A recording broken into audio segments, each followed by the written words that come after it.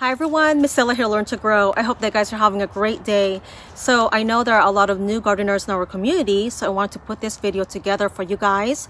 And you might be a seasoned gardener, but you might learn something new. I learn something new every day, so I'm always reading and learning and researching. But here are 10 gardening tips for beginners, and I hope that you guys find it helpful. Number 1, your planting site. Make sure to select an area where it receives at least 6 hours or more of sunlight. Vegetables, fruits, and herbs do best in full sun and are also less susceptible to diseases and/or pests. Try to plant your garden in an area where it will receive at least 6 hours of sunlight or more. Remember, plants use the sunlight for energy, so the more sun they receive, the more productive they will be. Also, part of the energy that the plants get from the sun is used to secrete exudates or plant exudates, which is how when we sweat. So these exudates are released through their roots and it goes into the rhizosphere, which is the area between the root and the soil. And these exudates actually attract microbes, bacteria, and or fungi. They'll feed off these exudates, and in return, these microbes will provide food for the plant. So it's a symbiotic relationship. Number 2, when you're selecting your planting site, make sure that it is located where you will see it on a daily basis. So that way you are more likely to tend to it and work in your garden. Every morning, this is my view, and I just look around to determine the things that need attention or plan out what I can plant or sow next within the season. Number 3, make sure that your water source, equipment, and garden tools are easily accessible so that way you can tend to your garden.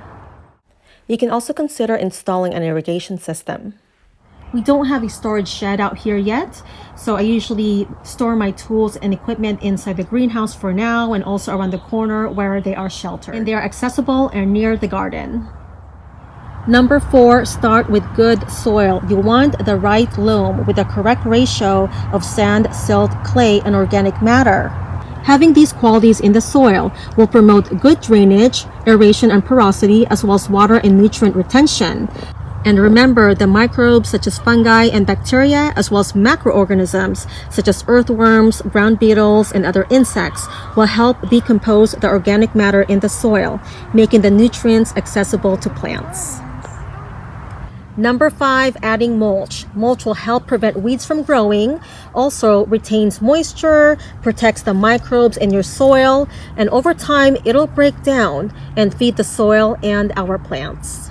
When mulching fruit trees and shrubs, just make sure to keep your wood chips or whatever mulch you are using away from the main stem or trunk, which can harbor diseases and or pests. Other materials you can use to mulch a garden are some dry grass clippings, dry leaves, hay, or straw. We primarily use wood chips because we get it free, and I will link the website below of the organization where we get it from. Number 6, grow plants that do well in your climate. We grow a lot of leafy greens such as kale, lettuces, spinach, garlic, perennials such as raspberries, strawberries, and blueberries because they do well here in my zone. I'm in Zone 8, Pacific Northwest.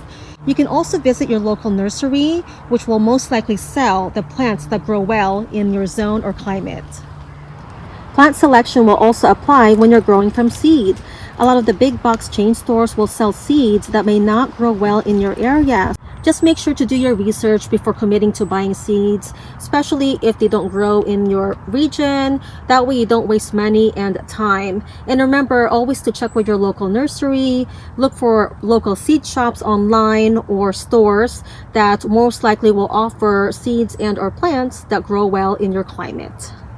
Now, I'm not saying to only grow plants that are native to your region or that have adapted and grow well in your region, but as a beginner gardener, it's always easier to grow something that do well in your climate, and you can always branch out later. There are actually many plants that adapt to different climates. One of them is the scarlet runner bean that we grow every year, and that's actually native to South America, and I've been growing it for about 8 years, and it does really well here. And many herbs that we grow here are actually native to the Mediterranean region, such as bay leaves, rosemary, I think oregano, and sage. So you can grow a lot of things. Just make sure to do your research and that they are hardy to your climate and or your zone, and plant them in their preferred soil, moisture, and light needs. Number 7, know your hardiness zone. This will help you choose plants that perform well in your climate. The USDA Hardiness Zone Map divides North America into 11 separate planting zones. A warmer climate will have a higher zone number, where a cooler climate will have a lower zone number and will have lower average temperatures in the winter time. When selecting perennial plants, I choose varieties that are hardy to zones lower than mine. That way I know it'll survive our winters. This red-veined sorrel is rated for zones 5 to 8. Mint and chives are hardy to zone 3. This perpetua blueberry plant is hardy to zones 4 to 8 and bears fruit twice per season, in the summer and again in the fall. When you buy plants, the plant tags usually include a lot of important information, such as the hardiness zone. Look at that. So this plant, this blanket flower, is hardy to zones 2 to 10. Number 8. Even if you don't have a yard, you can grow in containers. Just make sure that when you're selecting containers that it is big enough to support plant growth. This is a 12-gallon pot and I've got 2 pepper plants growing in them, and also interplanted some lettuce in there and some garlic cloves for the greens. This 3-gallon pot with an 8-inch diameter will support this dwarf tomato plant, which only grows to about 6 to 8 inches tall. This 10-gallon pot has 7 garlic plants growing in it, along with cilantro and some bok choy seedlings that I sowed about a week ago. Now, if I were to just plant garlic in this pot, I should be able to fit at least 15 to 16 plants spaced out at about 3 inches apart. When you're growing in containers, it's a good idea to know the mature size of your plants. That way, you can select a pot that's big enough to accommodate their growth and production. This is one jalapeno pepper plant growing in a 5-gallon fabric pot, although you can grow a jalapeno pepper plant in a smaller pot. The smallest I would go is about 3 gallons. Jalapeno peppers will get to about 24 to 30 inches in height and about 16 to 18 inches around. You can also grow fruit trees in containers. Just make sure that the containers are large enough, at least 18 to 22 inches in diameter, as well as the height. You can also grow in fabric pots, which are available in various sizes. I love the ones with the handles, especially for the big ones, which makes it so much easier to move them around.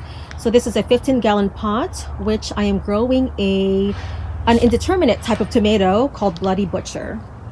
If you guys are looking for containers, I think fabric pots are a great way to start.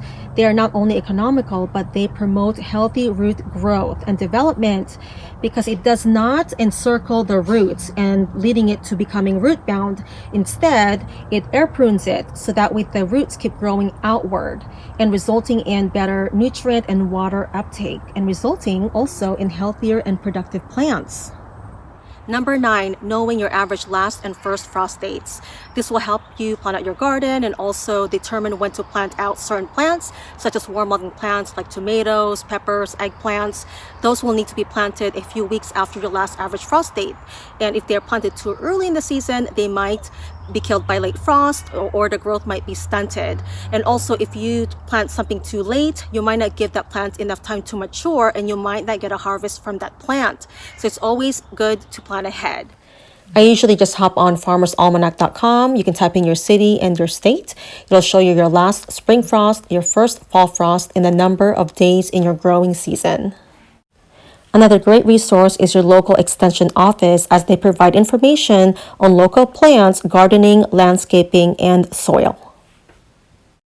Lastly, and number 10, remember to water and feed the soil regularly. This will support growth and maximize your production and also will prevent plants from getting stressed. Now, if you're growing in pots, make sure to feed the soil every 2 to 3 weeks because when you water, the nutrients can seep out, and for in-ground plants, about once a month. Also, when you're watering, try to avoid wetting the leaves, which can help prevent plant disease. I hope that you guys found these tips helpful. And if you have any tips that you'd like to share with us, please leave them in the comment section below. Thank you so much for joining me today, everyone. Have a great day and happy gardening.